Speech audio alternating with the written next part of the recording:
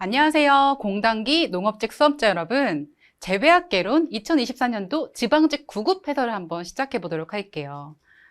시험이 참 여러 가지 느낌적인 느낌이 있었는데 저는 조금 충격받았던 게 이 하디바인베르크 평형이 나와서 좀 많은 분들이 당황하지 않았나 그런 생각이 들었어요. 그리고 멀칭 필름 그리고 조금 마지막 부분에 그 녹색 필름이 좀 헷갈리셨던 분들 계시지 않았을까라고 생각했습니다. 그 외에는 다른 것들은 좀 평이했다라고 평가하고 있고요. 전반적인 그런 문제들을 제가 다 차곡차곡 빅데이터화해서 최종적으로 문제도 이거 비슷한 유형으로 출제하도록 하겠습니다.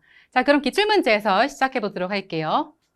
자, 1번 문제입니다. 자, 1번 문제는요, 작물의 분류 체계죠. 그리고 해당 작물 연결하는 거예요. 그래서 점점 더 이 외워야 되는 그런 작물들이 한 3개 정도는 늘어나는 것 같아요. 그래서 요거 유료 작물 같은 경우에는 기름 짜는 그런 작물들을 얘기를 하잖아요. 그래서 특용 작물 안에, 그래서 약용 작물, 유료 작물, 요게 가치가 묶어져 있고, 그리고 녹비 작물, 녹색 비료 작물, 그리고 가축들이 먹는 사료 작물 이렇게 구분할 수가 있는데요.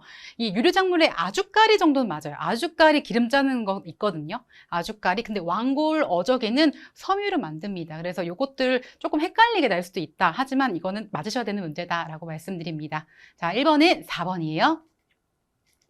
자, 2번에 대한 내용입니다. 2번은 어떤 문제냐? 이 재배 조건에서 TR율에 대한 얘기죠. TR율 하면은 어떤 거냐면 이 작물체가 있으면 위쪽이 탑, 그리고 이제 토양을 이렇게 짚으면을 기준으로 밑에가 이제 루트, 뿌리를 얘기하는 거예요. 그래서 사람은 얼굴이 조그맣고 이제 다리도 조그맣으면 좋겠지만 작물체 같은 경우에 여기 1대1인 게 가장 비율상으로 좋다 얘기를 하거든요. 그래서 화분 같은 거 키우시는 분들 중에 이파리 엄청나게 큰 거 있잖아요. 그게 TR율상으로는 좋지는 않은 겁니다. 그래서 TR율 외우실 때 많이 헷갈려 하시겠지만 좀 쉽게 외우는 방법을 좀 알려드리면 TR율이 증가할 때는 전반적으로 좋진 않다. TR율이 증가한다는 건 뭐죠? 이 탑 부분이 정말 커진다는 거잖아요. 그게 식물학적으로 좋지 못하다. 그래서 식물학적으로 좋지 못한 환경을 선택하시면 좋습니다.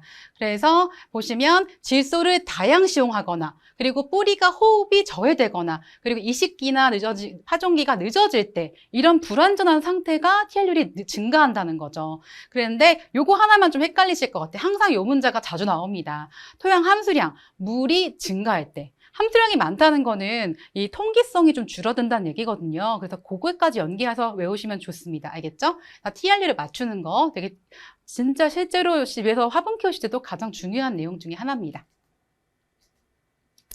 3번이에요. 저온 처리, 장애 조건. 저온 처리와 장애 조건을 필요로 하는 식물의 화학 형성. 화학 형성이 뭐죠? 꽃눈이 형성되기 위해서 저온 처리와 장애 조건을 필요로 하는 그런 식물의 화학 형성과 개화, 꽃이 피는 걸 촉진하는 식물 생장 조절제는 이거 너무 쉬운 문제였던 것 같아요. 답은 지베렐린이죠. 나온 김에 지베렐린 조금 더 세부적으로 보고 갈게요. 지베렐린, GA라고 표시하기도 하고 지베렐린이란 영어를 그대로 쓰기도 합니다. 지베렐린은요, 미숙종자에 많이 함유되어 있고 모든 긴칸에 분포되어 있고 다량 투여해도 부작용이 크게 없는 편이에요. 그래서 대표적으로는 이제 발화를 촉진하게 하는데 종자 휴면 타파 그리고 호광성 종자의 암발화를 시킵니다. 이게 뭔 말이냐면 우리가 광을 좋아하는 종자들이 있어요. 그 종자가 부득이하게 어두운 환경에서도 발화를 시키고 싶어요. 그럴 때 지베렐린 처리해주는 겁니다. 자, 그리고 화성 유도 촉진. 이게 지금 시험 문제 나온 거죠. 화성. 꽃이 피게끔 유도시켜주고 이걸 어떨 때 대체해주냐면 저온장애를 대체해서 꽃을 피울 수 있게 지베렐린 처리를 합니다.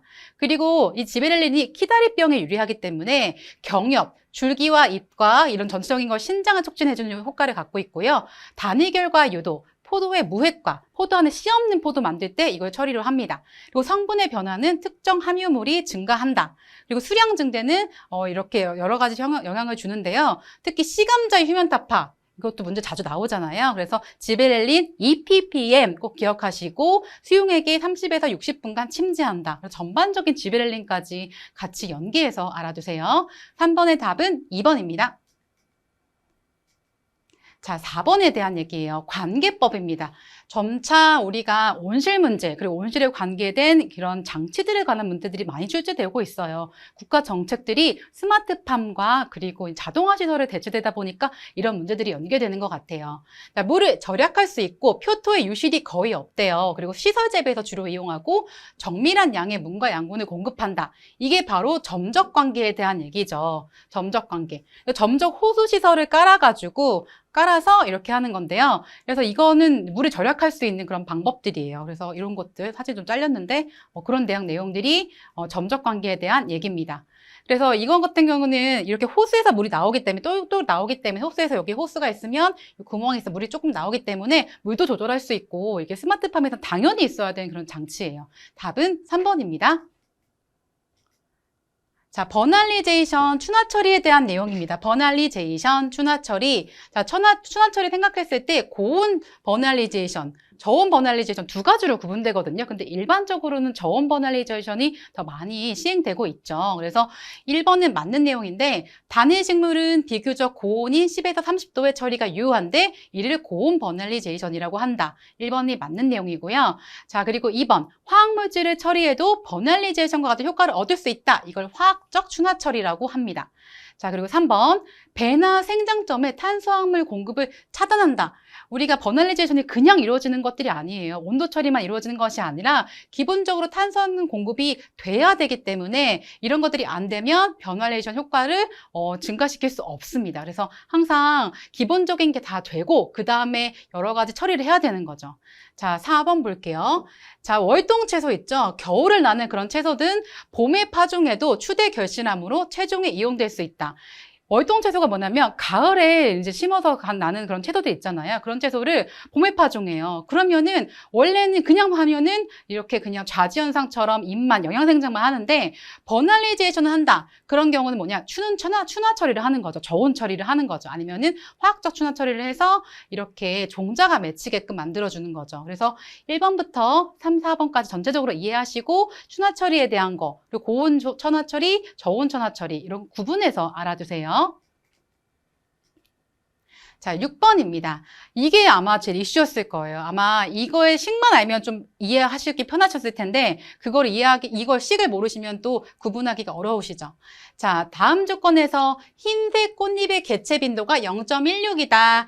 여기서 보시면은 우성 대립 유전자, 열성 대립 유전자 이렇게 있잖아요. 지금 흰색 개체의 빈도는 열성 대립 유전자예요. 열성 유전자. 그렇기 때문에 0.16 이렇게 나와 있어요. 이거 기억하시고요. 자, 그리고 2세대 진전후, F2라는 거죠. 2세대 진전후의 집단에서 붉은 꽃잎의 유전자 빈도는 자, 흰색, 열성 유전자는 주어졌어요. 그래서 붉은색만 주어지면 되는데 이게 식을 아셔야 되는데 어떤 식이냐면 하디-바인베르크 평형이 여기 나와 있죠. 하디-바인베르크 평형, 유전자 평형, 아니면 하인-바인베르크 법칙. 생물에서 자주 나오는 문제 중에 하나예요. 그래서 유전자 풀에서 세대를 거쳐서 대립 유전자 빈도가 변하지 않고 평형 상태를 유지한다는 원리인데 세대를 거쳐도 이게 이제 우성 유전자, 대립 유전자의 그 발생 비율이 P, 그리고 열성 유전자의 반응 비율이 Q라고 했을 때 지금 여기 흰색 꽃잎, 열성이잖아요. 이거의 반응 비율이 0.16이면은 이게 P 제곱이 0.16이 나온 거거든요. 그래서 이게 Q는 따져보면은 0.4죠. 그쵸? 0.4의 제곱을 했을 때 0.16 나오잖아요. 그러면은 전체적으로 P 플러스 Q는 1이다. 이게 이제 키워드인 거죠. 이것만 아시면 충분히 풀 수 있는데 이걸 모르면은 이 문제를 풀 수가 없었어요. 그래서 조금 약간 생물이랑 이렇게 재배학기랑 합쳐진 문제다. 그래서 답은 0.4인 걸 아니까 0.6입니다. 그래서 원리만 아시면 쉽게 풀 수 있고 생물에 관련된 내용이다라는 걸 연계해서 알아두세요. 자, 7번입니다. 7번. 다음 조건에서 F2의 표현형과 유전자의 비가 옳지 않은 것은 F2. 두 번 수정을 한 거죠. 그래서 멘델의 유전 법칙을 따른다. 이거 조건이고 유전자 라지 W, 라지 G는 각각 유전자 스몰 W, 스몰 G에 대해서 완전 우성이다. 이게 우성이고 둥근 황색 종자 유전자는 이렇게 되고 주름진 녹색 유전자의 유전자는 이렇게 된다. 라고 나오는데 사실 이걸 보지 않더라도 전반적인 거를 이렇게 얘기했을 때 이거는 아실 거예요. 9대 3대 3대 1, 9대 3대 3대 1. 이게 F2에서 나오는 그런 유전자 비형이잖아요. 독립 유전에서. 그쵸? 요것도 아셨을 거예요. 그쵸? 결국에는 요거로 헷갈리는데 요 내용 두 개가 틀린 거예요. 그래서 이제 이거에 대해서 아마 헷갈려 하시는 분인데 조금 지엽적인 문제였다라고 보실 수가 있죠. 그래서 요거 두 개만 틀렸다는 사실을 기억해 주시고 답은 1번입니다.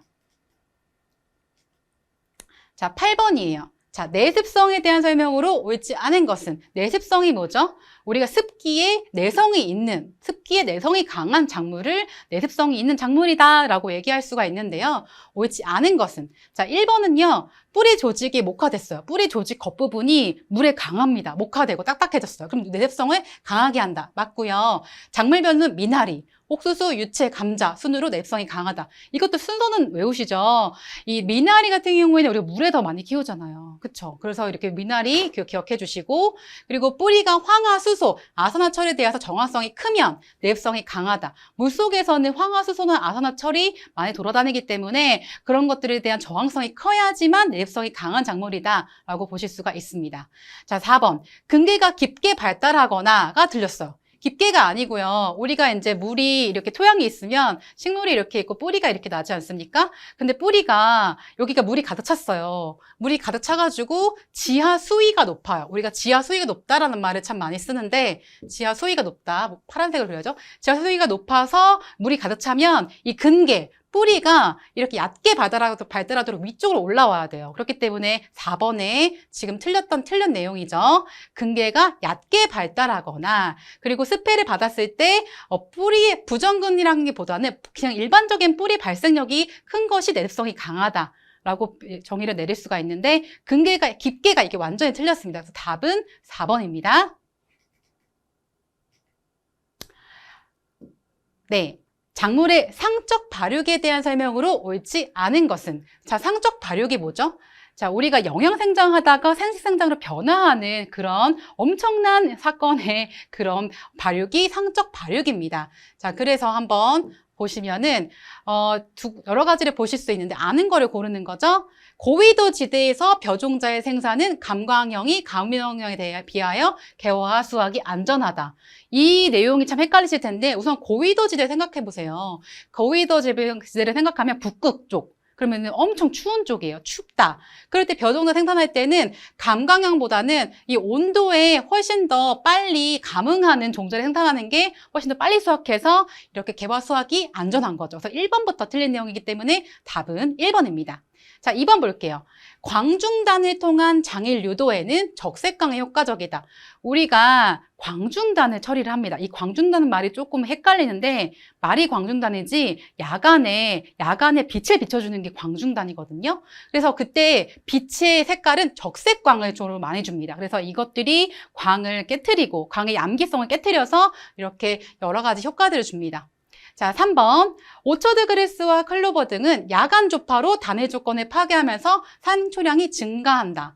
자, 그래서 이 오처드그레스 같은 경우에 꽃이 피면은 이렇게 안 좋겠죠. 그럼 풀이 안 생기잖아요. 오처드그레스와 클로버는 풀이 많이 생겨야 되기 때문에 그래서 야간 조파, 같은 말로 광중단이죠. 이걸 처리해서 단일 조건을 파괴하는 거죠. 단일 조건이 뭐죠?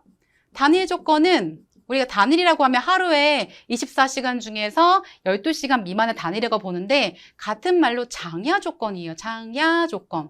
밤이 길다. 이런 뜻이죠. 그렇기 때문에 장야를 이제 조파, 야간에 이제 빛을 비춰줘서 장야를 깨트려 버리면 이렇게 꽃이 안 피기 때문에 풀이 더 많이 자라나겠죠. 그래서 우리가 들깨 하시는 분 있죠. 들깨잎 하시는 분들도 야간 조파, 광준단 하고 계세요. 실제 온실에서. 자, 그리고 4번. 묘대 감흥 일수도 감온형이 높고 감광형과 기본 영장 생장이 낮다. 이것도 벼에서 많이 나오는 내용이에요. 그래서 벼가 상적 발육할 때 감온형이 좀 높고 관광형은 좀 낮구나. 이것도 전체적으로 이해해 주시면 좋습니다. 그래서 2번이랑 3번은 조금 헷갈리셨다는 내용이다라고 말씀을 드립니다. 자, 9번. 다음 중 식품종 특성을 유지하고 품종 퇴화를 방지하기 위한 종자갱신의 증수효과가 가장 큰 작물. 종자갱신에 대한 정의를 쓰고 있어요. 종자갱신이 뭐냐? 신품종이 있어요. 그거의 특성을 오래도록 유지하고 싶어요. 그리고 이거의 품종이 퇴화되는 걸 방지하고 싶으려면 다시 신품종에 만들어지게끔 종자를 다시 새롭게 갱신한다. 이게 종자갱신의 용어인데 이거 효과가 뛰어난 거는 타가수정 작물인 이 옥수수가 가장 뛰어납니다. 자, 옥수수 같은 경우에는 우리가 보통 이제 1년마다 보통 갱신을 하게 되는데요. 이게 타가수정 작물이잖아요. 그러니까 교잡을 하기 때문에 여러 가지가 이제 문제가 생길 수가 있기 때문에 옥수수 그리고 F1 종자 있죠? 그런 것들을 1년마다 이렇게 갱신을 하고 중수효과 퍼센트도 사실 나와 있는데 이것까지 외워야 되나라는 고민이 좀 있었어요. 그래도 혹시나 모르니까 옥수수가 가장 높은 비율인 65%의 중수효과가 있다라는 것까지 연기해 주세요. 11번, 냉해에 대한 대책입니다. 냉해가 뭐죠, 여러분? 냉장고 생각하시면 제일 좋아요. 냉장고 온도가 몇 도인지 아세요? 5도 정도 되거든요. 그러니까 동해 같은 거, 냉동고는 0도씨 이하인데 냉해는 0도씨 이상의 저온 피해입니다. 0도씨 이상의 저온 피해인데 옳은 것만은 모두 고른 것은 전반적으로 차차 보시면 되는데 먼저 기억. 물이 넓고 얇게 고이는 온수 저류지를 설치한다. 온수 저류지를 모르면 이 문제는 풀 수 없죠. 온수 저류지가 뭐냐? 온수, 따뜻한, 그리고 저류지, 얇게 고이는 그런 지역을 온수 저류지라고 합니다. 이것들을 이제 농어촌 공사에서 해주셔야겠죠. 자, 그 다음에 암거배수. 암거배수는 뭐냐? 이 토양 밑에 파이프를 박는 거예요. 이것도 대공사죠. 사실 쉽진 않죠. 그래서 습답, 이렇게 물기가 많은 그런 논을 개량하고요. 그리고 객토, 흙을 아예 바꿔서 느수답을 아예 개량해주는 그런 과정이 필요하고요. 만기 재배, 만식 재배가 아니라 좀 빨리 재배해서 냉해를 대책을 하는 방법입니다. 그래서 답은 3번이죠. 기억, 니은, 디귿. 그래서 쉽게 풀 수 있는 내용이고, 이게 온수조류지, 그 다음에 이제 암거배수, 객토, 누수답, 이거에 대한 이해도를 좀 아시면 좋습니다. 12번이에요. 자, 돌연변이 육종에 대한 설명으로 옳지 않은 것은. 자, 돌연변이 육종 하면 뮤테인 해가지고 우리가 영어로는 M이라고 항상 표시해요. M. 그래서 옳지 않은 것은. 자, 이것도 조금 헷갈리셨을 문제였긴 해요. 자, 돌연변이 유발원을 처리했어요. 우리가 어떤 식물이 있는데 돌연변이 유발을 처리했어요. 어떤 물질을 해서. 당대가 아니에요. 그 다음 해에 그 다음에 돌연변이질을 선발을 하시는 거예요. 자, 그건 좀 이따 다시 설명을 하고, 자, 돌연변이 유발원, 돌연변이를 만드는 건 어떤 걸로 만드냐? X선 처리하고 여러 가지 알파, 감마선 처리하는데 특히 X선이 뭐가 좋냐? 잔류 방사능이 없어서 많이 이용해요. 그리고 인위적 돌연변이체. 우리가 지금 뭔가를 처리할 게 인위적 돌연변이체잖아요. 인위적 돌연변이체는 세포질의 결함이 생기는 등의 원인으로 대부분 수확량이 좀 적은 편이에요. 그래서 이 중에서 잘 선발하셔서 이제 이용하셔야겠죠. 자, 그리고 이형 적합성인 영양 번식 작물. 대부분의 작물들이 이형 적합성입니다. 발음이 좀 어렵네. 이형 적합성. 이 영양 번식 작물의 돌연변이 유발원 처리로 최다포 돌연변이를 얻는다. 이것도 너무 어렵게 느껴지시겠지만 그냥 일반적인 영양 번식하는 작물에 돌연변이 유발원이 뭐 X선이든 감마선이든 처리해서 이거 자체의 그런 체세포, 생식세포를 제외한 나머지 세포가 체세포입니다. 체세포의 돌연변이를 얻는다. 그 말 그대로 맞는 말이죠. 그래서 1번이 당대가 아니라 그 후대에 돌연변이를 선발하는 거고, 특히나 자식성 작물 있죠? 이거에 M1에 식물체를 처리했어요. 그러면은 이 식물체가 그래도 살아있는 게 있죠? 돌연변이가 했다고 다 죽는 게 아니에요. 돌연변이에서 살아있는 그 식물체를 키워서 꽃을 피우고 채종을 합니다. 그럼 채종하고 거기서 나온 종자를 가지고 F2죠. 그거를 이제 F2라고 하진 않고 이 돌연변이에서 M2라고 합니다. M2에서 재배하고 여기서 좋은 것들을 선발하는 거죠. 그러니까 돌연변이 육종만 한다고 해서 돌연변이 짠 처리했다 끝 이게 아니고 여기서 하고 또 이제 선발하는 그런 과정들이 항상 연계되어 있습니다. 자, 13번 같이 한번 풀어볼게요. 다음에서 설명하는 육종 방법은? 자, 우리가 육종 방법이 여러 가지가 있는데 여기 핵심 키워드를 하나 보셔야 돼요. 자식성 작물의 육종 방법 중 하나로 F2 또는 F3세대, 3세대에서 질적 형질의 개체를 선발한다. 여기까지만 보면 그냥 계통육종 같잖아요. 그런데 여기서 계통별로 집단 재배를 하고 F5, F6세대에서 양적 청질에 대해서 개체 선발한다. 그래서 여기서 보시면 계통육종과 집단 육종을 섞은 게 바로 파생계통 육종법입니다. 그래서 이것도 우리 교재에 보면은 쉽게 잘 나와 있으니까 이것도 쉽게 푸실 수 있는 그런 내용들이에요. 아시겠죠? 14번입니다. 14번 연면 시비에 대한 내용이 나왔어요. 연면 시비.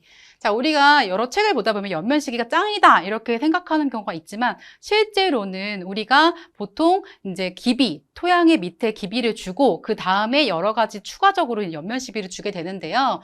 연면 시비에 대한 내용을 잠깐 보도록 할게요. 스페를 받은 맹류는 요소 망간 등 연면 시비를 삼가해야 한다. 그쵸? 스페를 받은 맹류는 요소 망간 등 연면을 삼가하는 게 아니라 처리해도 됩니다. 요소를 추가적으로 줘고 망간을 추가적으로 줘서 이제 생육을 원활하게 하는 거죠. 자, 그럼 수확 전에 밀이나 뽕잎에 요소를 연면 시비하면 단백질 함량이 감소한다. 그게 아니죠. 우리가 요소는 질소 성분, 단백질도 N이 들어가 있기 때문에 단백질 함량이 증가됩니다. 자, 그리고 출수 전에 꽃에 연면 시비를 하면 잎이 마름으로 삼가해야 된다. 그렇지도 않습니다. 우리가 출수 전에도 연면 시비를 추가적으로 하는 경우도 좀 있어요. 자, 4번이 맞는 내용인데요. 비료와 농약을 혼합해서 살포할 수도 있으므로 시비의 노력에 절감된다. 이건 실질적인 내용이죠. 실질적으로도 농약과 비료 혼합된 가능한 물질들을 사용하실 때는 충분히 연면 시비를 그렇게 하고 계십니다.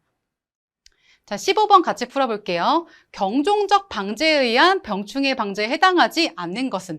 경종적 방제는 재배적 방제죠. 그렇기 때문에 먼저 1번, 고랭지는 감자의 바이러스병 발생이 적어서 체종지로 알맞다. 고랭지의 체종지를 선택하는 게 이제 재배적인 그런 위치를 바꾸는 거죠. 그리고 감자, 콩 등의 바이러스병은 무병종자 선택한다. 이것도 종자를 어떤 거 선택하는 거기 때문에 경종적, 재배적 방제법이고요.